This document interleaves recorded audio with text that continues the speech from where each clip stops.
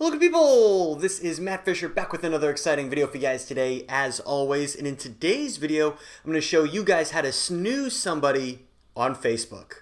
So we're on our iPhone right now, and this will also work for Android, but it only works on mobile right now. That's the only way to snooze someone.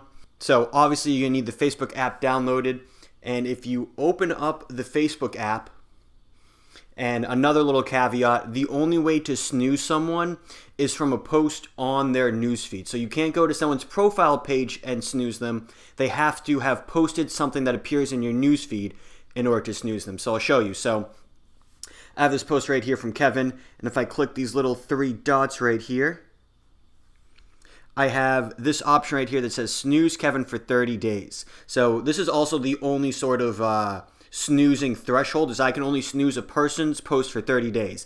And if I click that, that'll remove that post and any other post from Kevin for the next 30 days. After 30 days, Kevin or whoever I'm snoozing will appear back in my feed. Now, if I've accidentally snoozed someone that I didn't mean to, I can come in here and search for Kevin. And you'll see it's noted right here that he snoozed. I can just click this, click end snooze, and now he's no longer snoozed. So it's that easy to snooze and unsnooze someone on Facebook. Again, have to do this on the mobile app and have to do it from a post in your newsfeed. You can't do it from the person's own page, unfortunately. But that's the video that I have for you guys today. If you enjoyed it and want to see more videos like this, then go ahead and click on that subscribe button and that notification bell right next to it. But other than that, guys, enjoy the rest of your day and take care.